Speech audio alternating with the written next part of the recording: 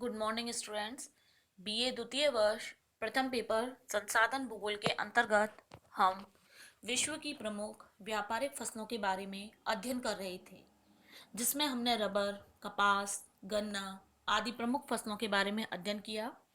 व्यापारिक फसलों के अंतर्गत जिस लास्ट फसल के बारे में आज हम पढ़ेंगे वो है कृत्रिम रेशे, आर्टिफिशियल फाइबर्स।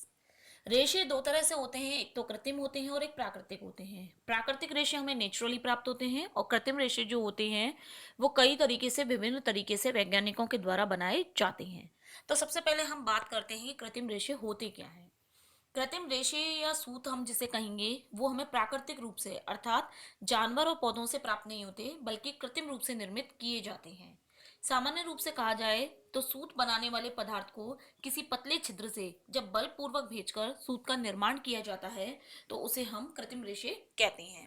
इसके अंतर्गत नायलॉन, रेयोन, एक्रिलिक आदि विभिन्न प्रकार के रेशों को सम्मिलित किया जाता है।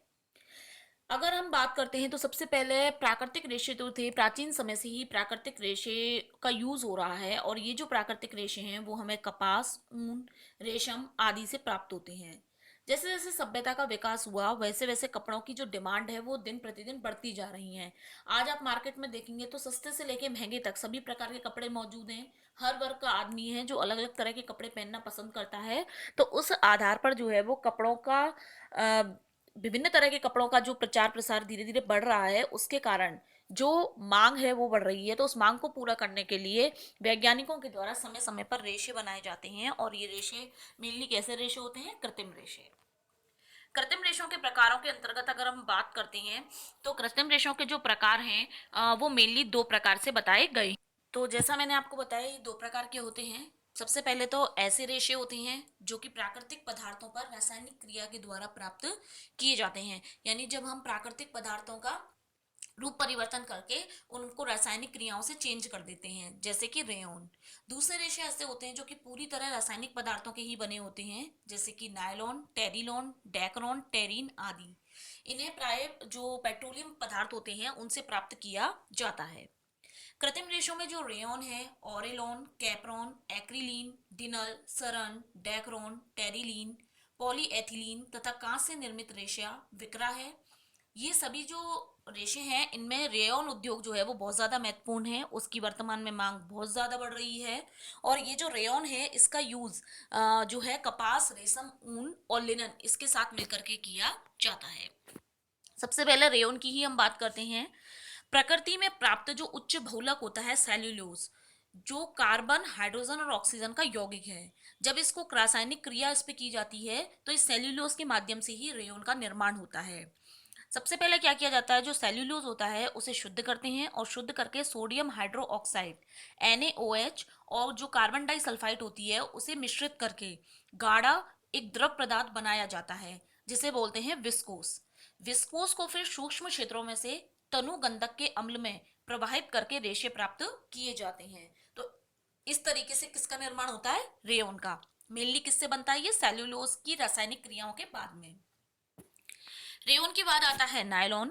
नायलॉन भी एक प्रकार का कार्बनिक पदार्थों का बहुलक है और इसको एडिपिक अम्ल और जो हेक्सा मिथाइलिन डाइएमीन है उससे मिलकर के बनाया जाता है। इसमें क्या करते हैं कि ये जो पदार्थ होता है इसको अत्यधिक दाब पर महीन छिद्रों से होकर गुजारा जाता है, जिससे प्राप्त रेशों को नायलॉन कहते हैं। इससे अनेक प्रकार की वस्तुओं का निर्माण होता है, जैसे कि ब्रश बनाए जाते हैं, बटन बनाए जाते हैं। इनको सबसे पहले न्यूयॉर्क और लंदन के बाजारों में ही रखा बेचा जाता था, इसलिए इसका नाम उन्हीं के नाम के आधार पर क्या पड़ा? नायलॉन। तीसरा आता है ऑर्लोन। यह एसीटोनाइट्रिक के बहुलीकरण की क्रिया से प्राप्त किया जाता है। इसका रेशा जो होता है वो ऊन के रेशे जैसा ही होता है। ऑर्लोन के बाद आता है डेक्रॉन। डेक्रॉन का जो रेशा है वो एथिलीन ग्लाइकोल और पैरा टेरेपिथिलिक अम्ल के बहुलीकरण की क्रिया से प्राप्त होता है। अन्य देशों के साथ इसका उपयोग जो है वो वस्त्र निर्माण के लिए किया जाता है। तो इस तरीके से जो हमारे कृत्रिम रेशे में मेन है वो चार हैं: रेयन, नायलॉन, ऑर्लोन और डेक्रोन। तो ये चारों ही कृत्रिम रेशे हैं जिनको विभिन्न रासायनिक क्रियाओं के माध्यम से, विभिन्न अम्लों के माध्यम से निर्माण किया जाता है। अब हम बात करते हैं कृत्रिम रेशों के महत्व के बारे में कि कृत्रिम रेशों का यूज वर्तमान में क्यों बढ़ रहा है। सबसे पहले क्या है, वर्तमान में कृत्रिम रेशों का यूज इसलिए बढ़ रहा है क्योंकि इसका जो धागा होता है, कपड़ा मतलब इससे बने जो कपड़े होते हैं, वो जो उसमें जो धागा होता है वो सिकुड़ता नहीं है, इसलिए आपको उसको बार बार प्रेस करने की जरूरत नहीं है। इसके अलावा इसका उपयोग काफी सरल होता है और काफी कम खर्चीला होता है। जब आपको बार बार उसे प्रेस करने की जरूरत नहीं है, उसमें सलवटें कम पड़ती हैं, तो आप ज़्यादा समय तक वो ड्यूरेबल रहता है। इसके अलावा इसकी देखभाल भी कम करनी पड़ती है। इसका धागा बहुत लंबे समय तक मजबूत बना रहता है, जिससे काफ़ी लंबे टाइम तक आप इससे बने कपड़े को यूज़ कर सकते हैं। इसके अलावा जो कृत्रिम रेशे होते हैं, उससे बने कपड़े होते हैं, उसमें पानी जो होता है वो ये ज़्यादा पानी को सोखते नहीं हैं, इसलिए ये जल्दी सूख जाते हैं। इनका जो धागा होता है वो चमकदार और मुलायम होता है, और इनसे जो कपड़े बनते हैं उनमें कीड़ा भी नहीं लगता है।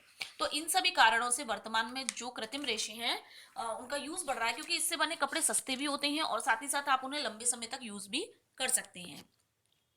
बात करते हैं कृत्रिम रेशों के दोष के बारे में। इसमें मतलब इसकी बढ़ाई अच्छाइयाँ भी हैं तो इसमें कुछ दोष भी हैं।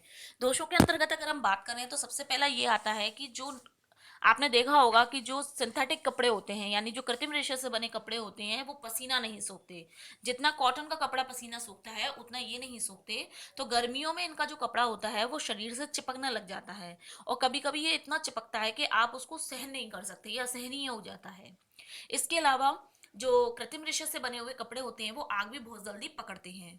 तो इसके अंतर्गत इन सभी दोषों को दूर करने के लिए वर्तमान में प्राकृतिक और कृत्रिम दोनों को मिलाकर के कपड़े बनाए जाते हैं। मतलब केवल कृत्रिम रेशों के ही कपड़े नहीं मिलते, प्राकृतिक और कृत्रिम दोनों को मिक्स करके कपड़े बनाए जाते हैं, जिन्हें हम कहते हैं टेरिकोट के कपड़े।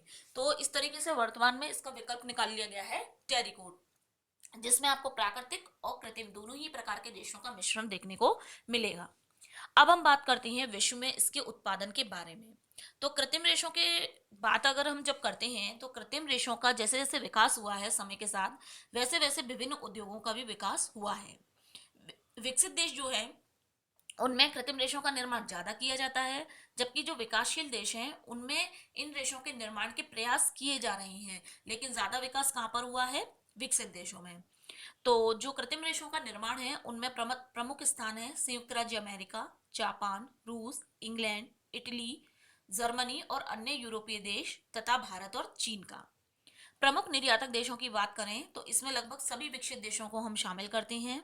इनमें आते हैं संयुक्त राज्य अमेरिका, जापान, रूस, इंग्लैंड, जर्मनी और फ्रांस। प्रमुख आयातक देशों के अंतर्गत अगर हम बात करें तो इसमें अधिकांश जो अधिक जनसंख्या वाले हैं और जो विकासशील देश हैं उनको सम्मिलित किया जाता है। इसमें आते हैं चीन, भारत, पाकिस्तान, थाईलैंड, कंबोडिया, कुछ अफ्रीकी देश और बांग्लादेश। तो इस तरीके से हमने कृत्रिम रेशों के बारे में पढ़ा, जो कि वर्तमान में कपड़ों का काफ़ी अच्छा विकल्प माना जाता है। और हमारे जो मतलब यूनिट सेकंड है उसमें हम लगभग सभी टॉपिक्स जो हैं वो अपने कंप्लीट कर चुके हैं। इसमें सारी फसल्स वगैरह के बारे में हम पढ़ चुके हैं, जितनी भी फसलें थी। अब इसमें लास्ट आपका एक टॉपिक बचता है भारत विश्व के कृषि प्रदेशों के बारे में, जो एग्रीकल्चर रीजन्स हैं, तो उनके बारे में मैं आपको नेक्स्ट लेक्चर में पढ़ाऊंगी।